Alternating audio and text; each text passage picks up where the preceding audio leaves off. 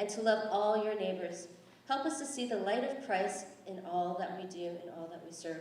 For this we pray. St. Augustine, pray for us. Amen. In the name of the Father, Son, Holy Spirit. Amen. Okay. All right.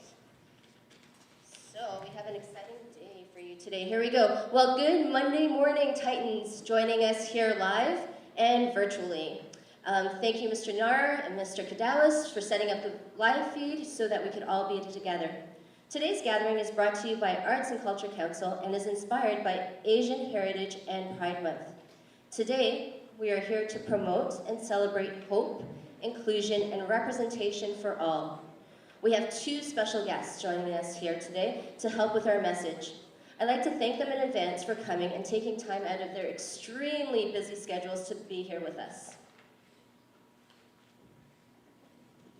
I'm missing my podium.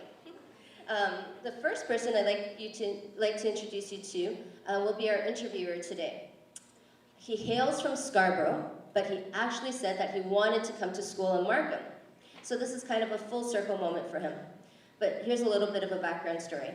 He studied science at U of T, but today he's a staple on the Toronto red carpet and all around the world as an entertainment blogger for the last 10 years. You might have seen him on CP24 or CBC as an entertainment expert, especially during the film festival season. He is now magazine's Reader's Choice winner for Best Blogger and winner of the Sovereign Award for Photography for the last 2 years. Titans, please welcome Mr. Willie Wong. Hi, Willie. Welcome.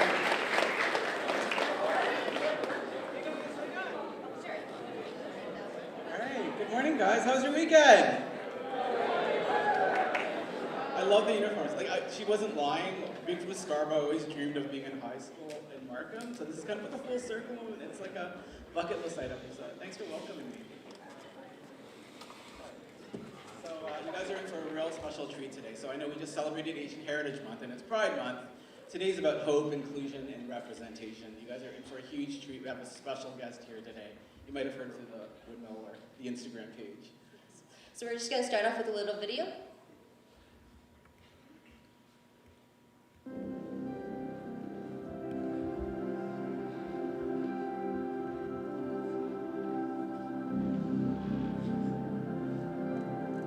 Representation matters. When communities and people see themselves reflected up on the screens, they move from the margins into the forefront. It is an inspiring and a very powerful moment for them, and it gives them hope, and it gives them a voice. When you give people a voice, other people start listening. And when people start listening, things start to change, and we need change. Well, this is a good start. He is a star of stage and screen. He has 69 credits to his name. You might know him as Captain Carson Teva on The Mandalorian and the Book of Boba Fett. If you didn't know him from that, you know him from the global phenomenon that is Kim's Convenience on CBC and Netflix. He plays the acclaimed role of Appa, and he's joining us here today. If you don't know him from that, he's going to be on Netflix's upcoming series, Avatar: The Last Airbender. Yeah, whoa, exactly, right? Freaking out over here. He's won not 1, 2, 3, but 4 Canadian Screen Actor Awards for Best Comedic Actor, and just last week he won the highest honor anyone could get in the arts in Canada, the Governor General's Award. St. Augustine, it's my absolute honor to introduce you to our special guest today, Sun-Hyung Lee. Give it up! Come on, let's go! You didn't come to Markham to get a round of applause. We want to hear some cheers. Come on. Here he comes. Come on, let's hear some applause. Give it up! This thing is a trailblazer.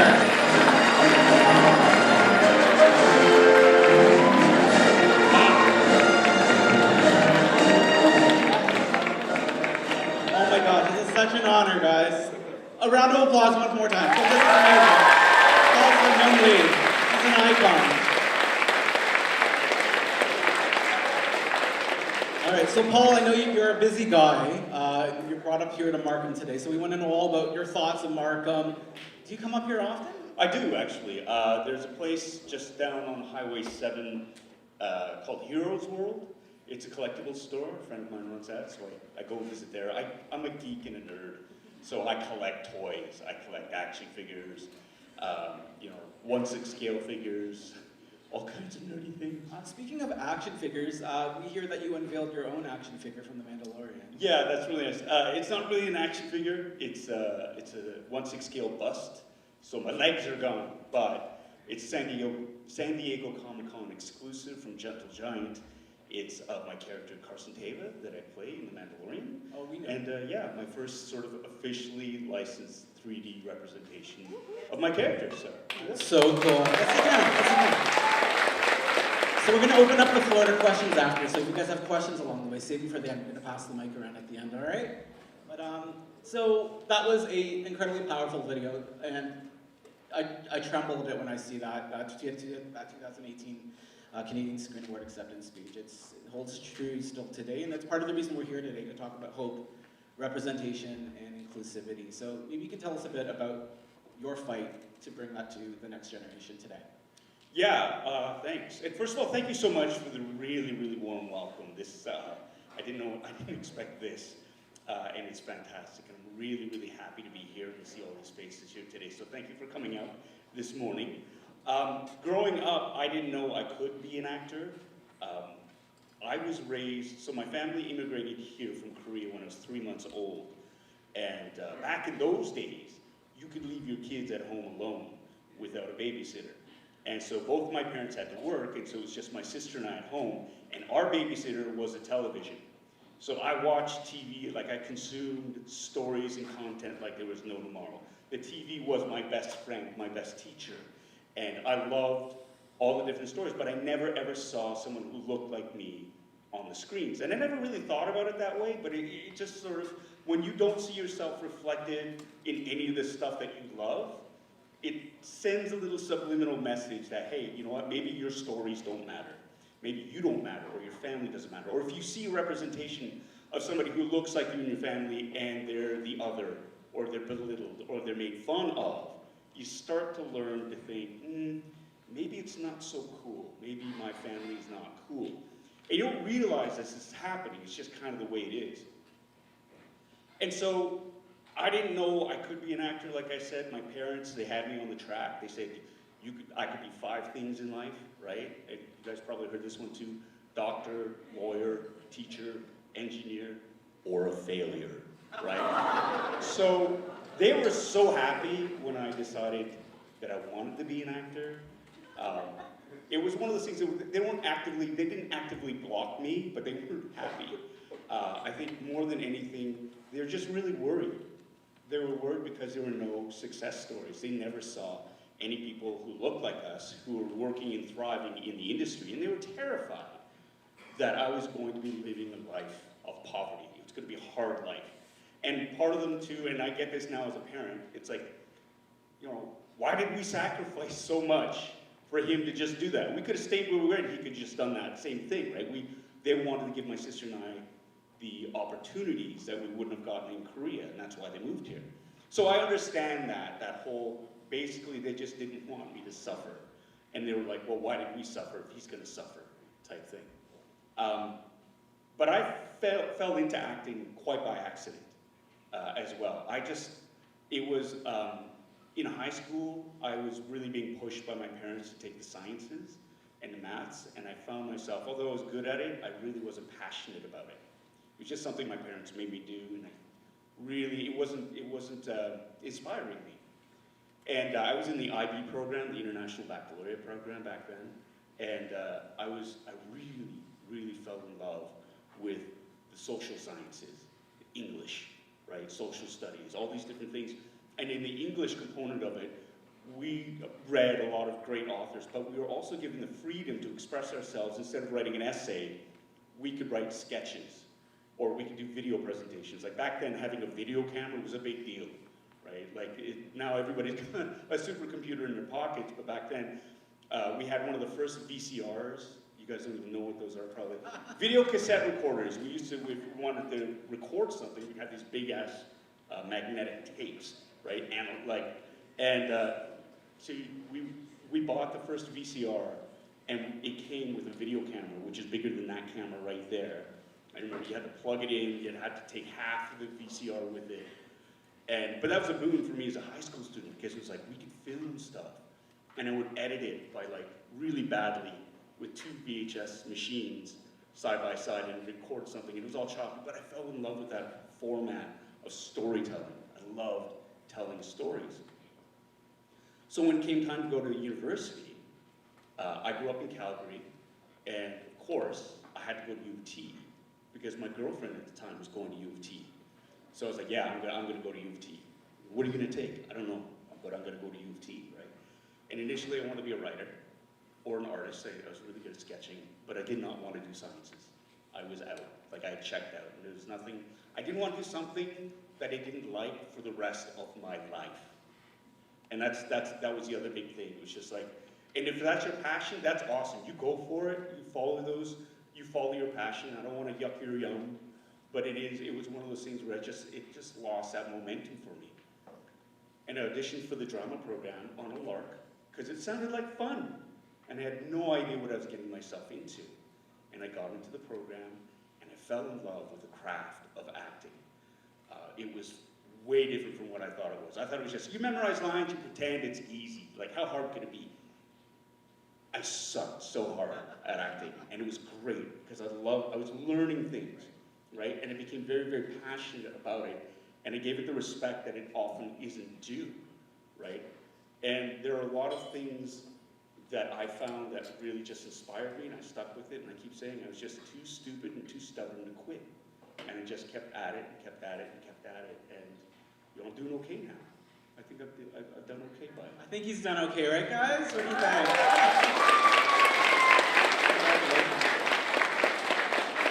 So, a common thing for many of us Asian Canadians, we carry with us what I call generational trauma.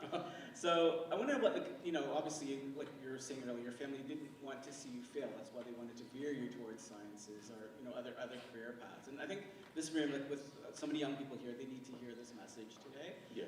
We really appreciate you taking the time to talk about that. But what was that like for you? And what did that conversation sound like with your parents when you told them, listen, I'm going to forge my own path? Yeah, no, it was, on the one hand, we weren't rich growing up, and university is expensive. And so luckily, through my studies, I was able to get like a scholarship to cover my first year of university, right? And so I got to choose what I wanted to do, and I had told my parents which courses I was going to take. It got really quiet. And then my mom was like, oh, acting. Oh, you want to teach acting? I was like, no, I want to be an actor. Oh, she got quiet. And my dad did say they couldn't do anything really because I'd gotten a scholarship on my own. So it's not like they could go, well, we're not going to pay for university if you're going to do that then. So there was this acceptance, but it was fear. It was fear. I found out in third-year university, I had this huge argument with my dad. And, he said, you don't know what you're doing. What are you doing with your life? You can't be an actor. You're not going to make any money, this or that. I said, look, you have no idea what I'm doing at school. You don't know what actors do. And then I found out that my dad's older brother, eldest brother, who he loved, was an actor in Korea. Had no idea growing up the entire time. His older brother died of a heart attack when I was just starting high school, and it crushed my dad. It crushed him. Because he grew, my uncle, he died penniless. He always had the next gig coming. Everybody always owed him money for the shows that he did. He was well respected, but he died penniless. And my dad was terrified that was going to happen to me. I didn't realize that, so I got that perspective from him. It was like, oh, now I know why I'm getting pushback from you on this. And I explained to him, I said, look, Korea is one thing, Canada's another thing, North America, there's more opportunities for me here. I was really naive. I didn't really realize how limited it was yet, because I was still in school. But I do remember the first gig that I booked, it was 10 days on Movie of the Week, and the first paycheck I got, and it was a lot of money for me. It was just like, it was $5,000. And I gave it to my parents. I said, this is proof that I can make a living, but it's also a way of saying thank you for putting up with all the stuff that I went through, but I think I'm gonna be okay, right? And so after that, they're like, oh, okay, he can make money, okay. And so they relax a little bit about that, right? So, Money talks. always does. I want to go back. We're going to delve back a bit, earlier in your history, your own superhero origin story. Your own. So, like you were saying earlier, you've been all around Canada. You grew up in Calgary, London, Ontario, even Scarborough, like me. Yeah. Walk me through that. I know being a kid, you loved Star Wars a lot. And it's a bit of a full circle moment that you wound up, landing the role in Mandalorian. Walk me through this. You're in the playground playing with your classmates. You want to be Han Solo. You want to be Luke Skywalker. They're telling you, no, you don't look like Han Solo or Luke Skywalker. You have to play Chewbacca. Yeah. How did behaviors like that sort of form your personality, who you wound up being today? Oh, I don't know. You get a big chip on your shoulder, first of all, right? It's like, in Stranger Things when they dress up like the Ghostbusters, and one kid wants to be Venkman, and they're all like, what? You can't. It's like, because he's black, so he's got to be Winston, right? And so those little things, I call it, it really is, it's just systemic racism.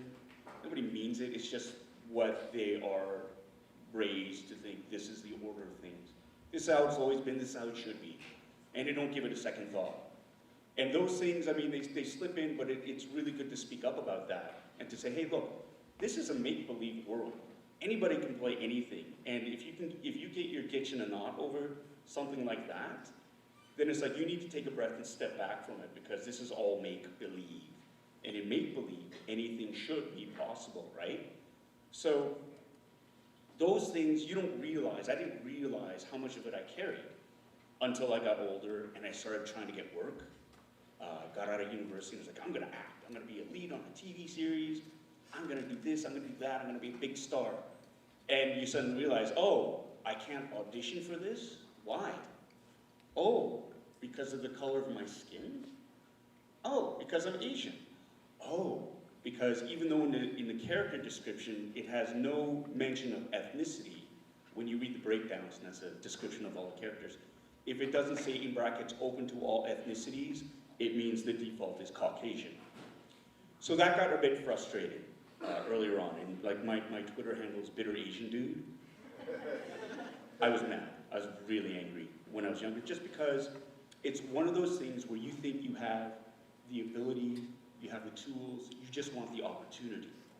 And when you're denied the opportunities, it can get very, very disheartening, very frustrating, and very angry. And so I was a really, really bitter Asian dude back then. And, there's two ways you can go. You can either just lean into the bitterness and get, just really, it shrivels you up, like that kind of focus and anger. It's good for about 5 minutes. It's good to amplify your voice, but after a while, people tune you out. It's easy to tune that out. There's so much hatred out in the world right now, so much vitriol, so much of that rhetoric that's out there, and it's really easy to just sort of tune it out and not listen to it. So I came to a point in my life where I thought, you know what, this is not healthy for me. It's not cool. It's burning me up on the inside. It's affecting relationships, people that I'm hanging out with. I'm feeling creatively stifled. So I thought, I gotta change this. So I'm gonna use that energy instead of tearing stuff down and sitting back and complaining. It's because of the color of my skin, to actually do something more positive with that, to connecting with other people and building something up, using that energy to build up, rather than just sort of sit back and use that anger as an excuse to not do anything.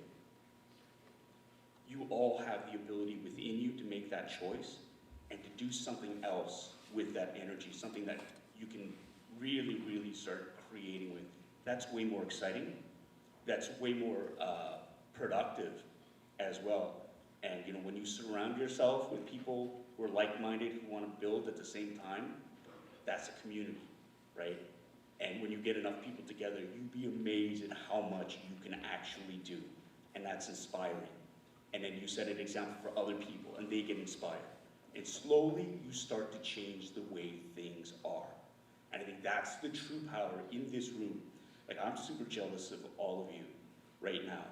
I see so many, I see your lives ahead of you, so many decisions you have to make, so many things you're going to experience, and I'm envious because I had no idea of any of these possibilities because I had no role models to look up to. I had nobody to talk to me about the journey I was going to make. But all of you, like, I'm so happy because you are the future. You guys are the future. I know it sounds like this old guy there saying we are the future. It's absolutely true, and I don't think you guys get enough credit or support that you deserve, right? The older generation, we like, I can't swear, okay. So we like dumping on all you guys all the time. They're on their phones, they're doing this, they're doing that. No. We should be lifting you up every chance we get. This old generation that messed up the planet so much that you were inheriting, we should be lifting you up as much as we can because you need that support. You need that encouragement. You need to use your powers in a positive way and really build something up and make something for yourselves as well as the next generation. It's a continual cycle.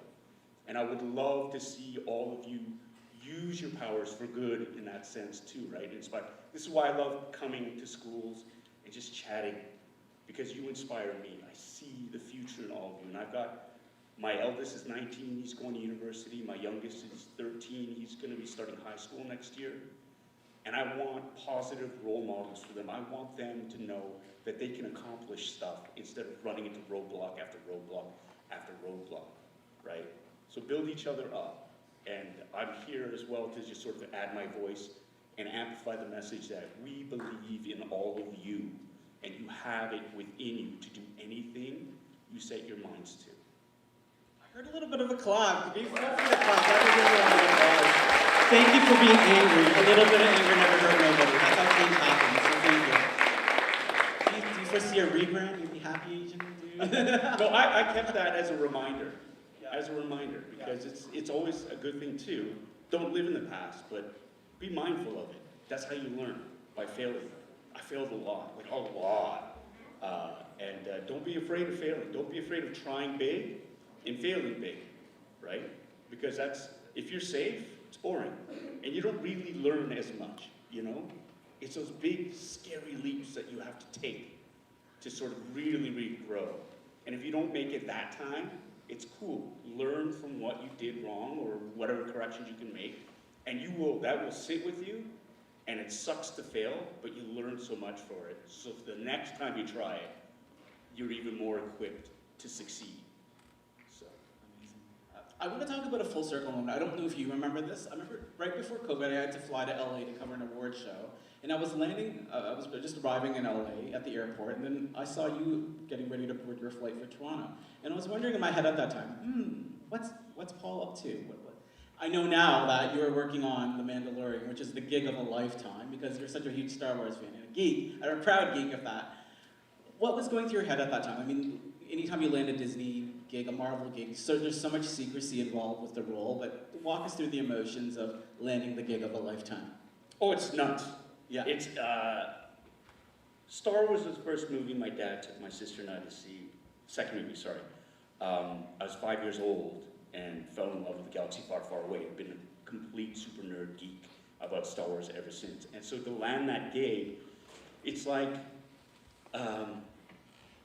it's like looking up at the moon and kind of going, I want to be on the moon one day, but it's impossible because Canada doesn't have a space program. I'm not an astronaut. I have no idea how to get up there, but this is something that I would love to do. And you kind of go, that's one of my dreams. It's never going to come true, but like I would love to do that. And then suddenly you're there. They pick you and go, yeah, no, you can go to the moon. And you're there. So I feel like Cinderella at the ball. I've used that a bunch of times where it's just like I get an opportunity to do what now? I think I cried at least a dozen times on set.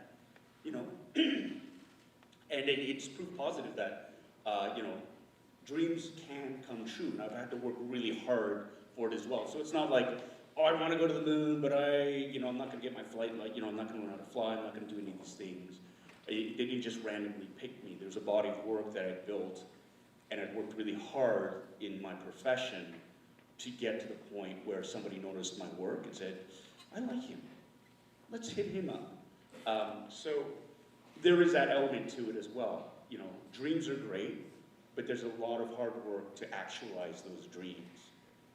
It's not just going to come to you, right? And I realize as well how fortunate I have been in terms of the support systems that I have in my life to allow me to work as hard as I have to get to that point.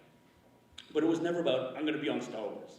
It was never about that, which made it even more sweet. It was about doing good work, right? Always, always, always being excellent, being prepped, being a professional, treating a craft and acting as a craft, giving it the respect that it's due, and then doing good work, you know? And I've been, again, I'll say this, I've been very fortunate.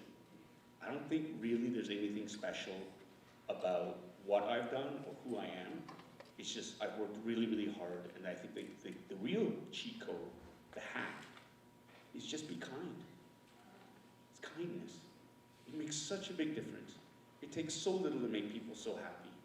You know, you take a moment of your day to say hi, to chat with somebody, to learn their name. Little things like that make huge differences. Make huge differences. And that's the one thing I always tell younger actors coming up, work on your craft, right? Learn as much as you can, listen as much as you can, but be kind. That's the big, big one, be kind.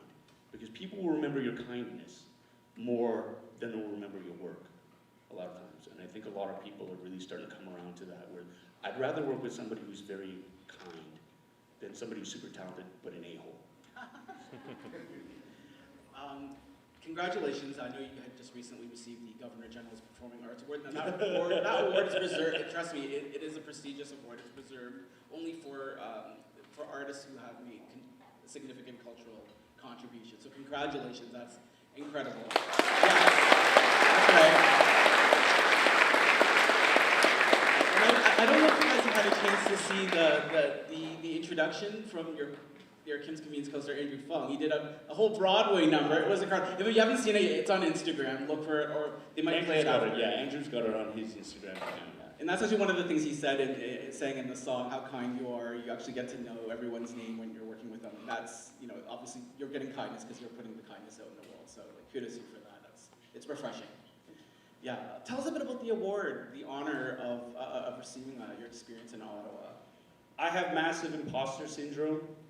That is, has something to do with, I think, my Asian upbringing and Canadian upbringing. It is, you know, just be very humble. And it served me well, but that was a surreal experience, getting that. They let me know last year I was getting the award, and you know, in the back of my head, it's like this really abstract thing, because it's months away. It's like you're gonna go to Rideau Hall, the Governor General is gonna give you the award. It's the highest award the government gives out to an artist. And wow, must have been a really slow year in Canadian arts. Right? So rude. Don't read the comments, guys.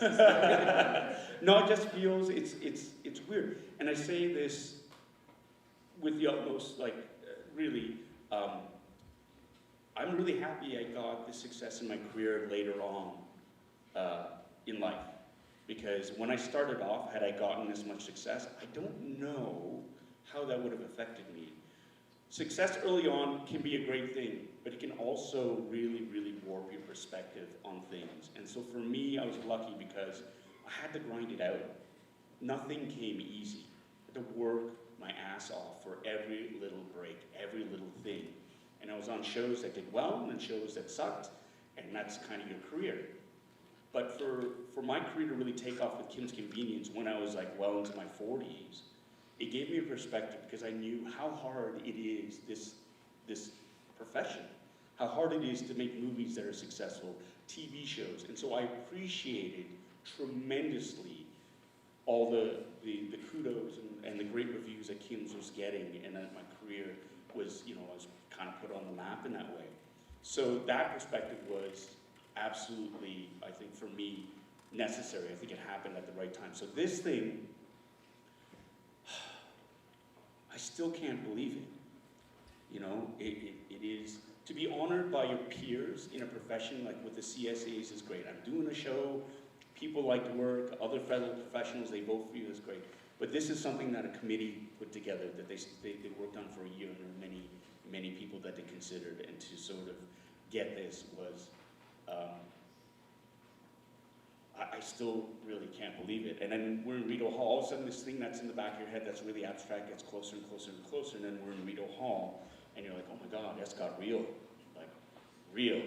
we're in Rideau Hall, there's the tapestries, and it's like being in a palace, and there's a lot of really super rich people, and super old rich people, and like we're talking generational wealth, and then there's me, yay, give me the medal and the check, right? And so it was like, it was surprisingly emotional, because I didn't think I was going to respond in that way, but it is deeply moving when your country honors you in that way, and you stand up in front of everybody, and you feel, I felt like a horse's ass, to be honest, just sort of, and they're saying all these nice things about you, and all the things that you've done in your career, and I don't think about that stuff. It's just work. For me, it's work. And so for somebody to sort of point it out to you, it's overwhelming. It is really overwhelming. And I'm deeply humbled by that. And it's still Cinderella at the moment. Well done, well done. So success is, the success of Kim's Convenience has propelled success for a lot of your co-stars in the show. I mean, Simu Liu, you guys know who that is, obviously, right? Who that? I don't know. Some guy? Yes. Andrea Bang. She's gone on to do a couple amazing films. She's still doing strong work. And of course, Andrew Fung has his own show on CBC, Run the Burbs, which you might have seen.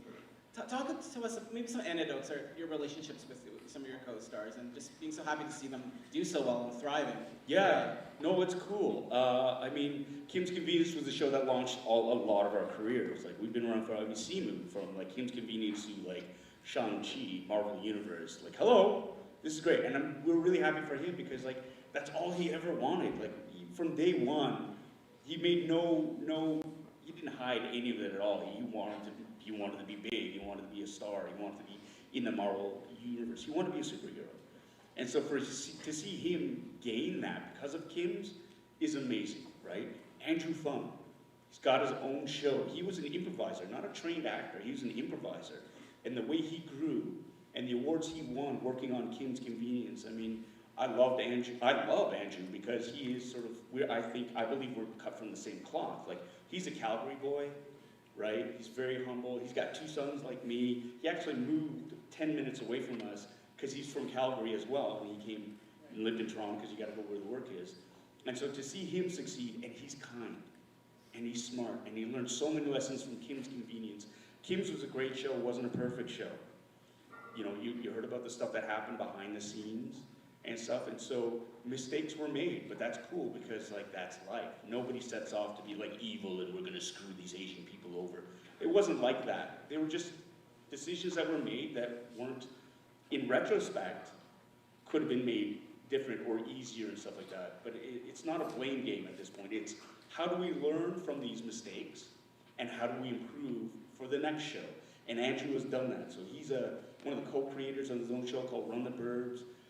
From all I'm hearing, what he's doing in terms of the writing room, in terms of who they're hiring for casting, the diversity that they're trying to show, not only in front of, but behind the scenes, is tremendous. And he is a true leader in our community as well. In fact, he should be here instead of me, because he's doing the nuts and bolts work out there, right? So I cannot say enough about Andrew Fung. I love him to death. He's like a brother to me. Andrea, yeah, she's weird. No, I love her. Andrea is awesome. She's an artist. I've never met a more introverted artist in my life, which is weird. You know, it's like, you don't like dealing with people and yet put yourself out on the screens and tell your stories. But as soon as the camera stops rolling, she puts her hoodie on, zips it up, and like she just like disappears into the ether, which is hilarious. But I love working with Andrea. She is just so talented, so committed to the craft. She's out in Vancouver now doing her own thing. But yeah, no, it's like Kim's has been this great sort of garden where it's really seeded, like it's bearing fruit, and we're all sort of reaping the benefits of the work that we put into that.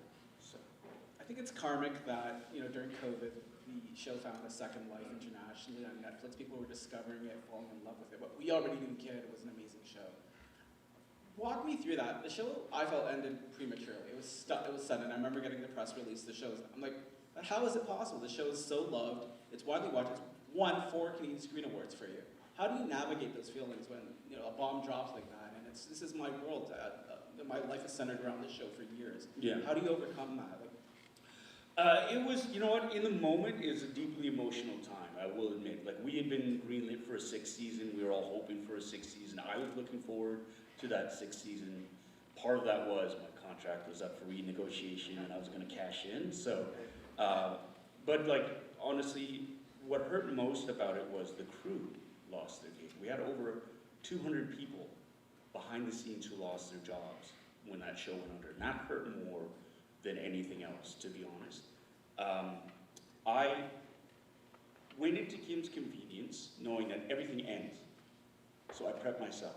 As good as things are going, they end.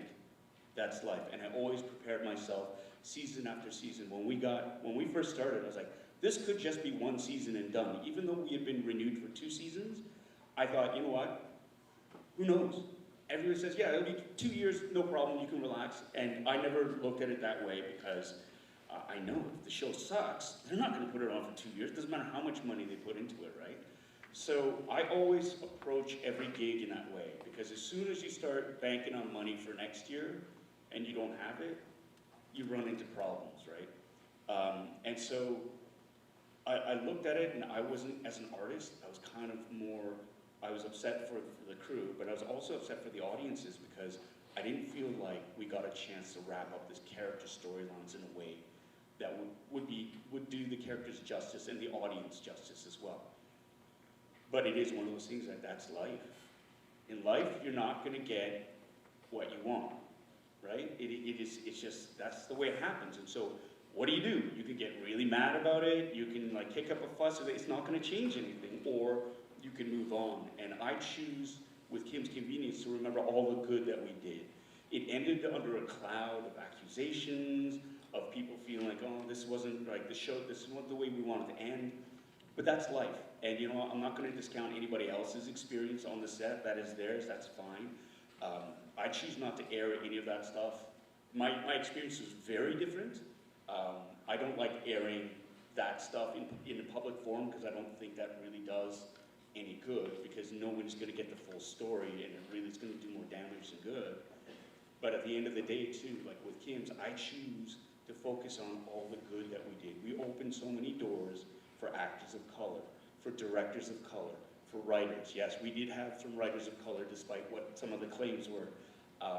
And those are the way it affected communities, right? I still get people coming up saying, my family watches this together. We love the show got us through the pandemic. Those are things I wanna focus on.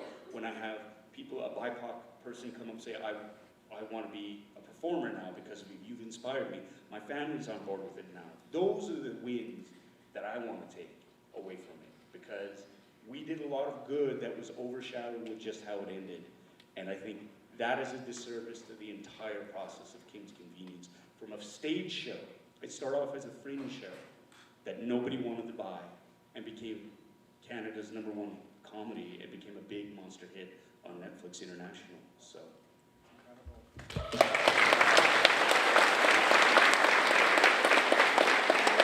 Absolutely warranted. So you're back at high school today. I just want to ask this one question. What would Paul today tell his high school self? What advice would you give him, and what would you have done different from what you did in high school? How would you have changed things? Oh gosh. No, I don't know if I would change anything, to be honest, if I was to go back and stuff, because I actually had a lot of fun in high school. I did. I had a really good group of close friends. I wasn't one of the popular, we were the nerdy group because we were an IB.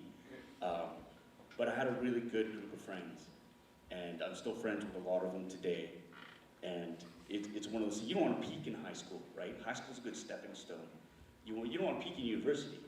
You don't want to peak, you want to just keep going up and up and up and learning and learning and learning. And I think all the mistakes that I made in high school made me the person that I am today, right? And so I wouldn't trade any of that. If I was to say one thing, just be nicer to your mom.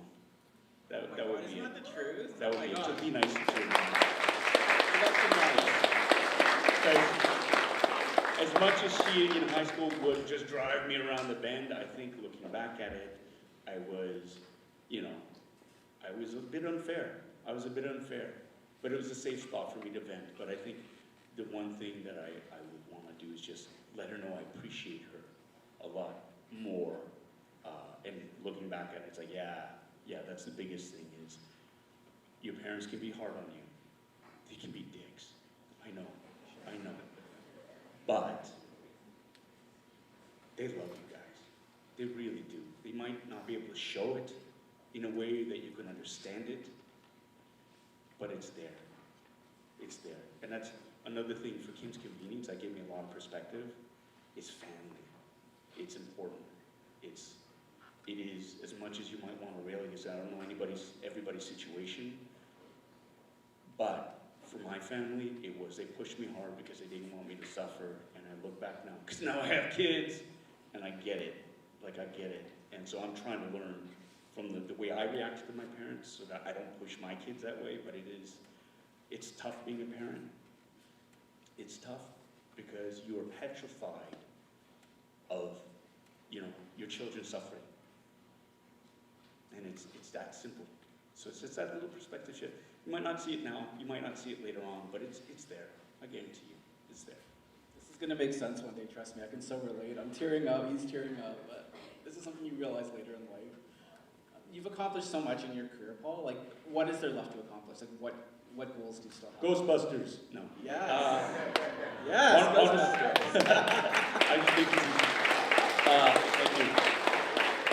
Honestly, I'm in a position now in my career that I never thought I would get to. And one of the big things I do really believe in is helping the next wave of artists, the next generation come through. Andrew's already starting this on his show, right? We cracked the door open a little bit with the show, with Kim's Convenience, and with the work we do, we want to kick that door open and hold it open so that we have other BIPOC members, other artists come through and thrive and find their voices and tell their narratives and tell their stories and make those decisions so that we are not dependent on an old-fashioned, systemically racist system to let you work or thrive or grow. So in my future, after I'm done working, or while I'm done working, is really to sort of make work for others, to be able to play in the sandboxes I was not allowed to play in just because of the color of my skin, right? To bring up that next generation of artists, that next generation of people, human beings. That's my next one I would love to do, is just get my head around that. And yeah. Thank you for creating opportunities. Thank you. Okay, we're going to open up the questions to the floor soon, but one last question. What's next? Because we haven't gotten the announcement about Boba Fett or Mandalorian yet, but what can you tell us what's next?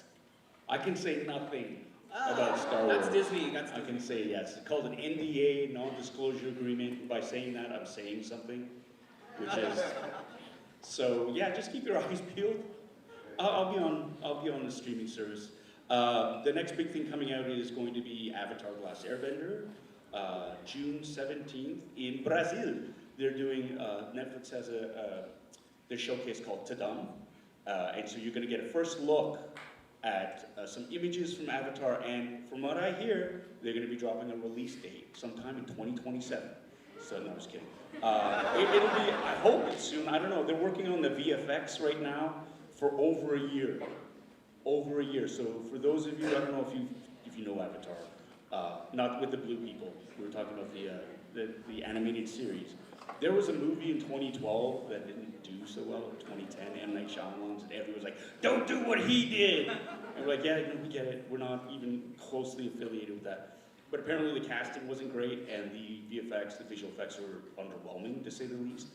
They're putting so much money, and they've hired so many VFX, like 6 award-winning, 6 different companies to do the VFX, because if the bending doesn't look good, what's the point, right? So, I'm excited. I haven't seen a lick of footage, but I'm excited because they're taking their time because they need to get this right. The fans deserve it, and I think they're really taking that to heart. So I'm excited to see what happens in that. So yeah, June 17th, we'll hear something. Awesome. So we're gonna probably start a petition. Paul for Ghostbusters. Paul for Ghostbusters. Let's make it happen. We're going to open up the floor to some questions. I know we have some super fans in the house, Miss Visinton. But we have one right here. I'm Lucas Moon. I just want to say, I know everyone here definitely got something out of what you said today, so thank you on behalf of all of us. I just wanted to ask you, did you have that kind of childhood dream before acting that when you were younger, you'd I used to dress up as like a firefighter. I don't want to be a firefighter now, but what was that inspiring spark that was that crazy dream, if you had, other than acting? That's a great question. I love firemen as well. I had a hat, so I'd pretend to be a firefighter as well. I wanted to be an astronaut at one point. I loved watching sci-fi shows when I was a kid. Star Trek, Space 1999, Lost in Space. I wanted to be a cowboy at one point too. Gunsmoke, Bonanza. These are shows that are so old. And so yeah, so like all these different things. And when I was a kid, I didn't know. My parents, however, they discovered that I liked Lego, and they're like, "Ooh, Lego, engineer." And so I got a lot of Lego, right? Yeah. Oh my God, I got so much Lego. Yeah. So there was that, but like in terms of those types of dreams, I mean, I didn't know what I wanted to be, growing up. It's just when you're a kid, I asked my kids, "What do you want to be?" It's like, I don't know, I'm 6, right? It's just one of those things, right? Yeah, I mean, in terms of, I knew I loved drawing. I loved like drawing pictures and stuff like that. I would read comic books voraciously.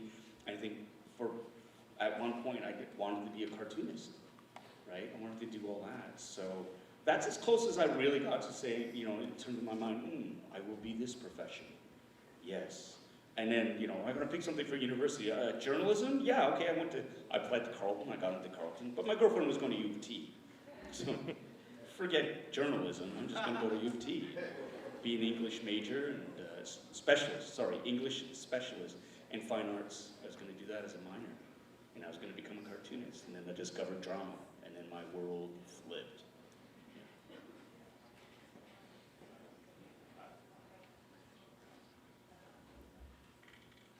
Big voice, Seamus. Here we go. Okay. Just- It's okay, say that. I'll repeat the question. Yeah. Hi, I'm Seamus. I know I asked this before, but your answer is very heartwarming.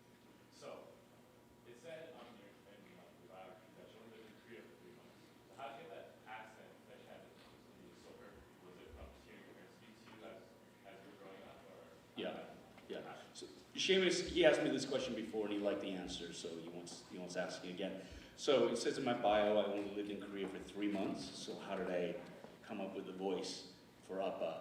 And really, that's my dad's voice. That's how he sounds. For the longest time growing up, I didn't want to be Korean. I didn't. It was just like, because you see the examples on TV, they make fun of people who look like me. I don't want to be like me. I want to be like everybody else. I don't want kimbap for lunch. I want peanut butter and jelly sandwiches. You could eat peanut butter back then in schools. It wasn't, you didn't have allergies. My youngest has a peanut allergy, so that's first in my head. And so it's like all these things where I pushed away my heritage. I wanted nothing to do with my parents or where they came from. I just wanted to fit in. I went to an Italian Catholic school, Corpus Christi, and then to St. Helena. So I was raised Catholic. I was a choir boy, an altar boy. And it was primarily Italian, so I wanted to be Italian growing up. I did. Oh man, I wanted to be Italian so bad. But it's so funny because the Italians and Koreans are very, very similar in terms of family and how they believe, like the parents are in charge and the kids listen and stuff. And so when I became an actor, because of the color of my skin, it was like, oh, this is great. We need an Asian part. We need you to be Asian. Can you speak Asian? And it's like, oh, okay. Can you do an Asian accent? It's like, okay. And so, like, I'm not Chinese, but I had to do roles with a Chinese accent. I'm not Japanese, had to do a role with a Japanese accent. I had a gig where I had to do a Korean accent. And in fact, I just met the director of that episode. I did an episode of Mayday. It is a disaster, an airline disaster recreation program where they basically say, this plane crashed, we're gonna do a dramatization of that. And so I auditioned for the part of Captain Park, who, and this is based on a true story, crashed his plane into the side of a hill or a mountain because the ILS, the instrument landing system, screwed up. It wasn't calibrated properly. It was like, oh, okay. So he's Korean, so he needed somebody to look like me. And it said in the audition, it said no accent required. I thought, that's perfect, because I couldn't do one. I couldn't do a Korean accent to save my life. So, you know, I auditioned, and I love pilot speak. We're talking ILS systems at 200%, flaps at 35, you know, all this stuff, and it's great. And I get cast in it, and we go, and we're gonna shoot the scene, and the director says, can you do a little bit of a Korean accent? We want to give it some flavor. I was like, oh, I can't really do a Korean accent. And he stops it, but you're Korean. Yes, I am, but I still can't do it. He said, well, just try it. Okay. And it was horrible. I sounded like I was from Russia. Like one of those really bad, over-the-top Russian accents from like Rambo 2, where the guy's just chewing it up, like, I'm Russian! And it was just like...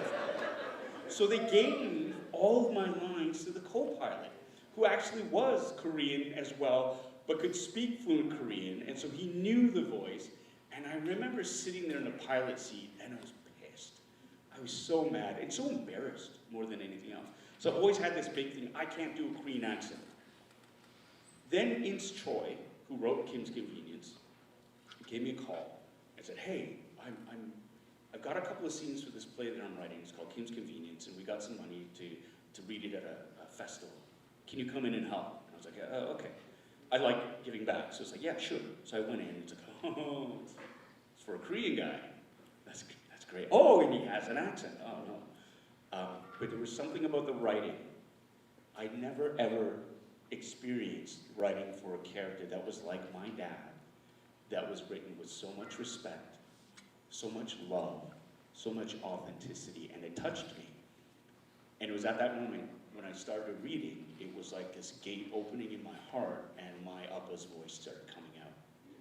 And that was the key, and it was like one of those things. So, yeah, if you were just hearing Appa speaking like this, I see there's my Appa, he just talking like this. And we get sometimes you have some people say, that's not Korean. Who is this guy? Stupid. My Appa doesn't sound like that, but mine does, right? And so it's really interesting because we would get some hate. I would get some hate for the accent. Go, oh, he's like this minstrel show or whatever. And it's like, because all the Asian people I know don't sound like that. Or it's like, my dad doesn't sound like that. But it's like the accent like English. Depending on where you are, where you were raised, that's how it's going to affect it, right? So somebody from the southern United States is going to sound somebody way different from somebody from New York, or Southern California, or Montana, right? That accent's going to be different. My dad, we came here to London, Ontario, to Scarborough, to Calgary. So he's got a very decidedly Calgarian, English, Korean accent. But that's a voice I grew up with. Right? And it's one of the interesting things about accent is people, for the longest time, accents were used as ways to make fun of people. They were cheap, low-hanging fruit, dumbass ways of making fun of people. And the way it was portrayed on TV or in the films is always to make fun of. And in this case, I think people they hear an accent, it's like a dog whistle, and they go, oh, it's racist, it's gotta be racist. And so people just wanna jump all over it. The voice for Kim's, because it was my Appa, and because I would never let this happen, it was never, the accent was never the joke. It was a part of who he was, right? It's realistic. Somebody who immigrates to this country, and English is not their mother tongue, they're going to have vestiges of their language that will seep into their English. That's not racism. That's like, what you do with it can be racist, though.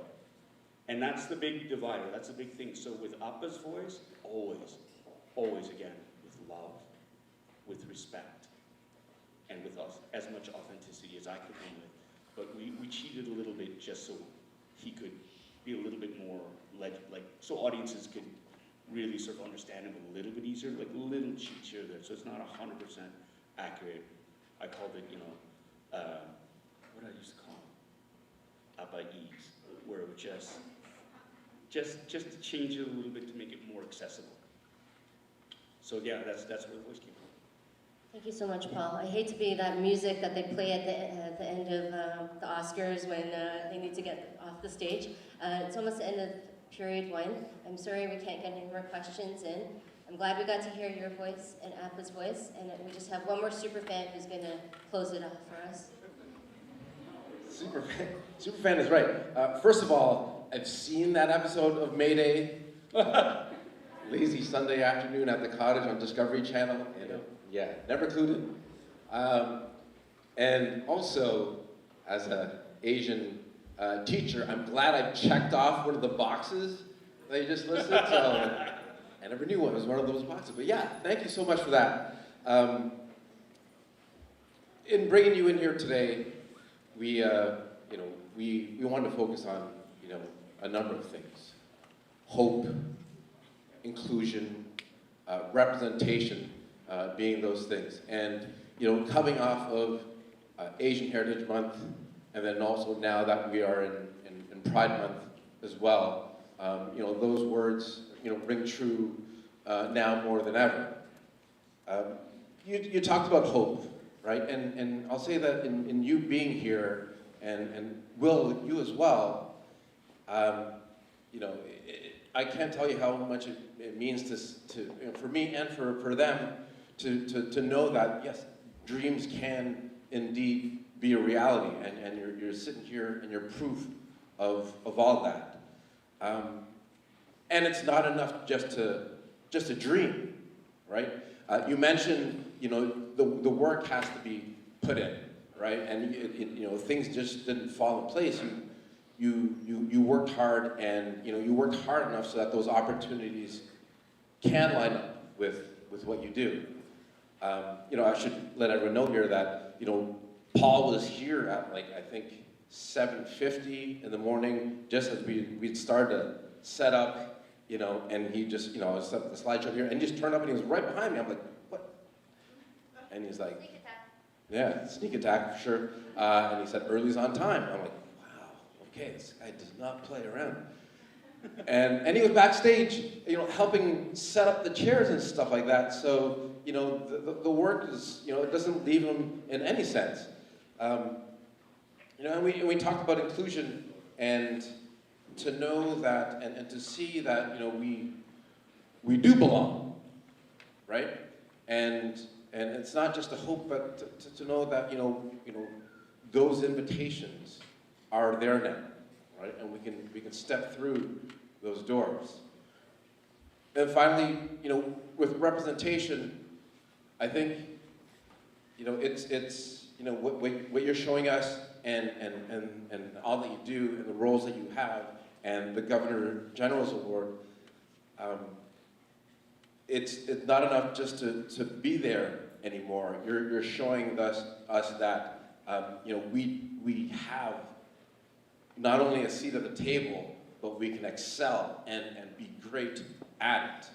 And so it's about not stepping through that door anymore, but just crashing it down, and with a thunderous kick, just crashing it down. For us to see you here means the world to all of us, and I can't thank you enough.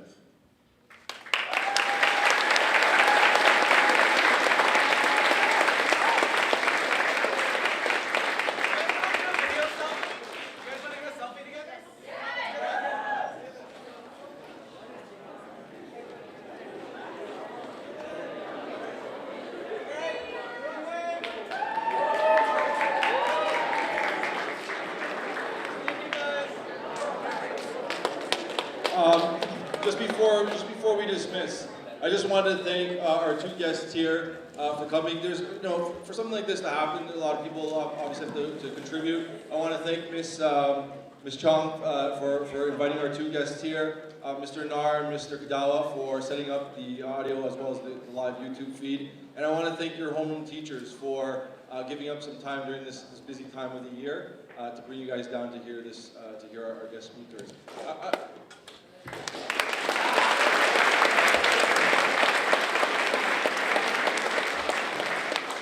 Several several things spoke out to me with what you were saying. I read some of your Toronto Life interview and stuff like that, and when they asked, what did you want to become growing up, you had mentioned, you know, your parents were like, oh, doctor, engineer, and stuff like that, and I think that's a lot of things that we can relate to. I think a lot of times, especially being, you know, St. Augustine student, there are a lot of pressures of being in science and math, and how do we feel when we're not excelling or we don't have passions in those areas of study. And I think, you know, that was an experience for me, being a first-generation Canadian. I think a lot of us should share those. And being a good Asian, you went to U of T just like my parents wanted me to go as well, and stuff like that. It's a great school, but I didn't like it.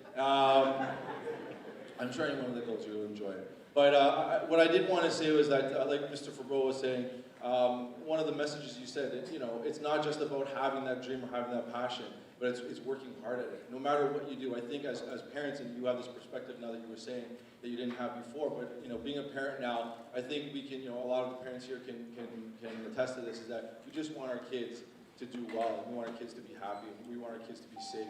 And I think that's the most important message, that when hard work meets preparation, you'll get the opportunities that you want.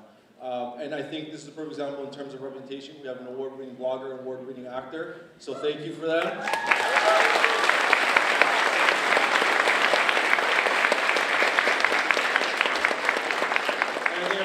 One last thing is just to follow your dreams, follow your heart, and, you know, give it everything you can, and I think you'll find success in what you want to do. Thank you, everyone.